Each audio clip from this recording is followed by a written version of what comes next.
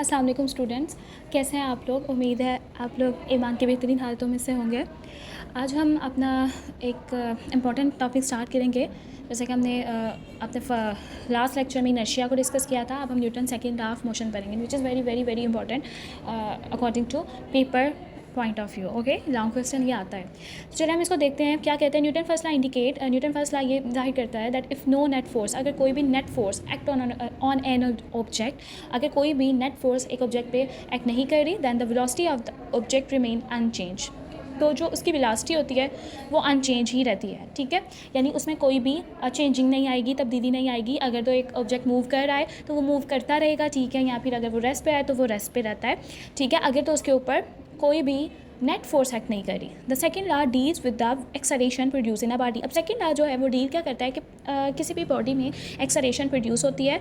कब होती है? When a net force act upon it, जब उसके ऊपर नेट फोर्स एक्ट होती है। मैंने आपको बताया था नेट फोर्स क्या होती है, जितनी भी ऑब्जेक्ट पे फोर्सेज एक्ट कर रही हैं उन सब का जो मजमुआ होता है उसे हम नेट फोर्स कहते हैं। Newton second law can be stated as if a net external force act upon a body, अगर नेट एक्सटर्नल फोर्स यानी एक्सटर्नल मीन्स के बाहर से कोई भी जितनी भी फोर्सेज एक्ट कर रही हैं बॉडी में एक्ट करती हैं, it's accelerates the body in the direction of force. तो वो क्या करेगी, वो उस बॉडी को एक्सलरेट करवाएगी कि किस डायरेक्शन में वो फोर्स, किस डायरेक्शन में आप फोर्स एक्सर्ट कर रहे हो, ठीक है। The magnitude of acceleration is directly proportion to the magnitude of force. अब यहाँ पे इंपॉर्टेंट चीज़ है कि जो एक्सलेशन की मैग्नीट्यूड है एक्सलेशन का, वो डायरेक्टली प्रोपोर्शन होता है किसके साथ?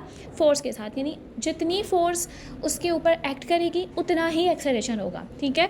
And inversely proportion to the mass of the body, और मास के साथ उसका इन्वर्स रिलेशन होता है। इन्वर्स का मतलब यह है कि अगर मास ज़्यादा है तो एक्सलेशन जो है वो कम होगा, और अगर मास कम है तो एक्सलेशन जो है वो ज़्यादा होगा, ठीक है।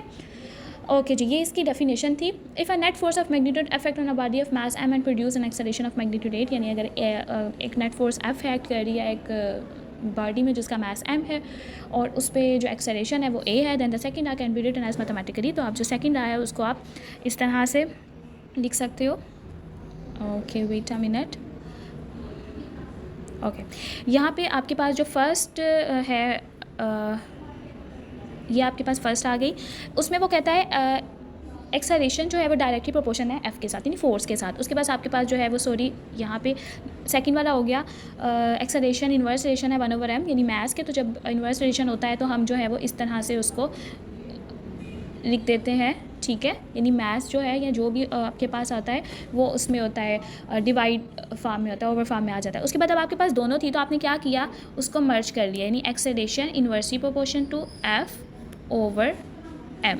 अब यहाँ पे आपने देखा होगा कि आपके पास जो एक्सलेशन है यहाँ पे प्रोपोर्शनलिटी साइन है, और हमेशा मैथ्स का रूल होता है कि प्रोपोर्शनलिटी साइन को एक कांस्टेंट के साथ रिमूव किया जाता है, फिर आपके पास जो है वो इक्वल का साइन आ जाता है। तो यहाँ पे acceleration is equal to constant f over m। अब according to SI unit if m is equal to 1 kg, अगर हमें ऐसा यूनिट्स पता है, मैथ्स का ऐसा यूनिट होता है 1 kg। अगर मैं कहूँ कि मैथ्स 1 kg के इक्वल है, acceleration 1 metre per second square के इक्वल है, और फोर्स जो है वो 1 न्यूटन के इक्वल है, then the value of the constant will be 1। तो जो आपके पास वैल्यू होगी वो 1 के इक्वल होगी, ठीक है, वो 1 हो जाएगी। Therefore the above equation can be written as. तो हम कहेंगे जो आपके पास अबव इक्वेशन है आप उसको इस तरह से लिख सकते हैं कि एक्सलेशन भी 1 के इक्वल है, फोर्स भी 1 के इक्वल है, मैथ्स भी 1 के इक्वल है। तो वो जब सब आपस में मल्टीप्लाई होंगे तो 1 आ जाएगा, और कांस्टेंट की जगह 1 लिख दोगे तो 1 भी जो है वो बेसिकली जब उसके साथ मल्टीप्लाई होगा तो आपके पास जो है वो ये f is equal to M A बन जाएगा, जो कि बहुत बहुत इंपॉर्टेंट आपके पास होती है ये इक्वेशन है। और ये न्यूमेरिकल पॉइंट ऑफ व्यू से इट्स वेरी इंपॉर्टेंट, ठीक है। ओके, ठीक है। अब आपके पास नेक्स्ट वो ये कहता है कि first law of motion provide the definition of force.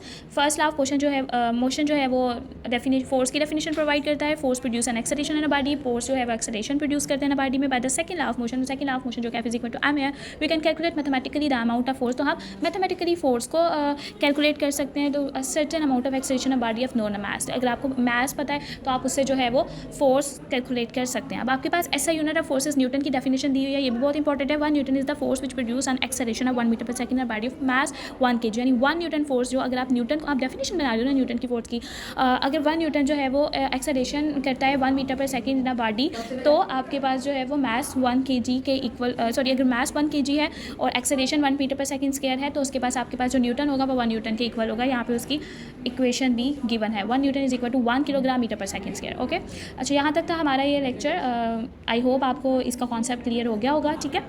So next video पे मिलते हैं नेक्स्ट लेक्चर के साथ। तब तक अपना ख्याल रखिएगा। अल्लाह ताला आपका हामी और नासिर हो। खुदा हाफिज़।